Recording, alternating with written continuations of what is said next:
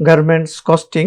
গার্মেন্টসের কস্টিং করা একটি গুরুত্বপূর্ণ কাজ একজন মার্চেন্ডাইজারের জন্য, কারণ আপনি সব ম্যাটেরিয়ালসের প্রাইস, সিএম এবং অন্যান্য পয়েন্টের প্রাইস যদি সঠিকভাবে ধরতে পারেন এবং অর্ডারটি যদি কনফার্ম হয়ে যায়, তাহলে ওই অর্ডারে লস হওয়ার সম্ভাবনা থাকে না।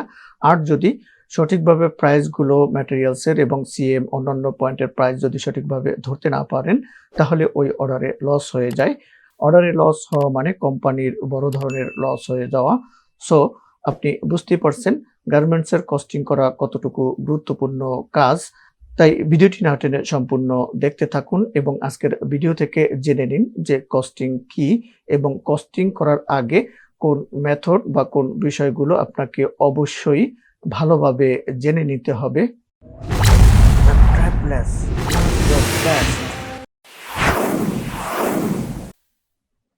গার্মেন্টস শিল্পে মুনাফা অর্জনের জন্য বায়ারকে যে প্রাইস দেওয়া হয়, সেই প্রাইস কোট করার জন্য একটি পোশাক তৈরি করার যাবতীয় খরচ হিসাব নিকাশ করাই হলো গার্মেন্টস কস্টিং।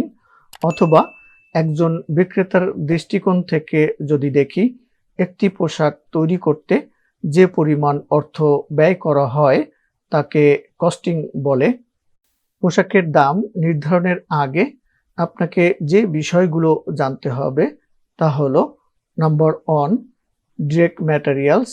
এখানে ডিরেক্ট ম্যাটেরিয়ালস হচ্ছে fabric, thread, trims and accessories. Trims and accessories নিয়ে আমার আলাদা একটি ভিডিও আছে, ভিডিওর লিঙ্কটি ডেসক্রিপশন বক্সে দেওয়া থাকবে। আশা করি এখান থেকে আপনি দেখে নিতে পারবেন। Number 2, direct labour. এখানে cutting, bundling, sewing, folding and finishing. এই কাটিং থেকে ফিনিশিং এর যে কাজগুলো, এই কাজগুলো করতে ডিরেক্ট লেবার দরকার হয়। Number 3, manufacturing overhead.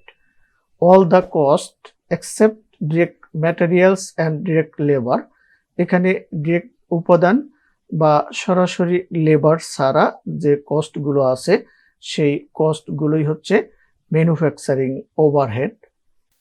Manufacturing overhead cost, এখানে দুই ধরনের ম্যানুফ্যাকচারিং ওভারহেড কস্ট আছে। Number 1, variable manufacturing overhead cost, যেমন machine oil, sewing needles, a proportion of power, শক্তির অনুপাত, অ্যান্ড মেশিন পার্টস ইত্যাদি। তার মানে মেশিনের যন্ত্রাংশ এবং মেশিনের তেল, সেলাইয়ের সুচ, এইগুলোর কিন্তু দাম কিন্তু কস্ট কিন্তু ভেরিয়েবল এবং প্রয়োজন অনুসারে লাগে। তো এই দাম এগুলোর ভেরি করার কারণে এগুলোকে ভেরিয়েবল ম্যানুফ্যাকচারিং ওভারহেড কস্ট ধরা হয়েছে।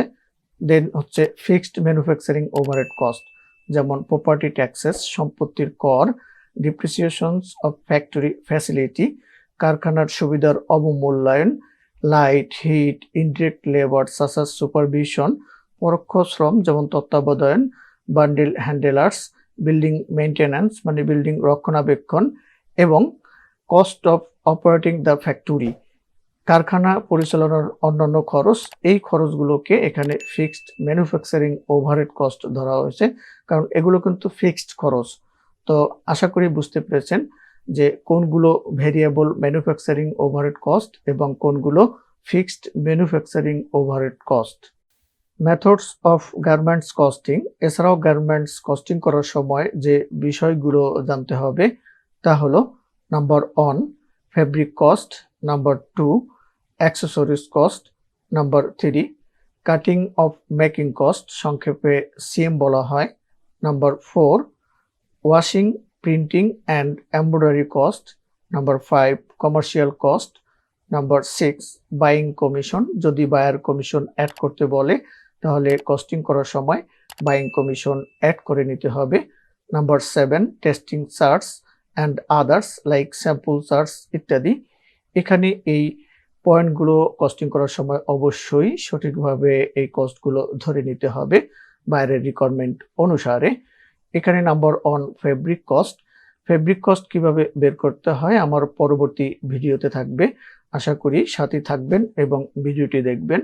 যদি ভিডিওটি দেখে ভালো লেগে থাকে তাহলে আমার চ্যানেলটি সাবস্ক্রাইব করে নিতে পারেন এবং পাশে থাকা বেল বাটনে ক্লিক করে অল বাটনে প্রেস করে রাখুন, যাতে পরবর্তী ভিডিওর নোটিফিকেশন অটো পেয়ে যান।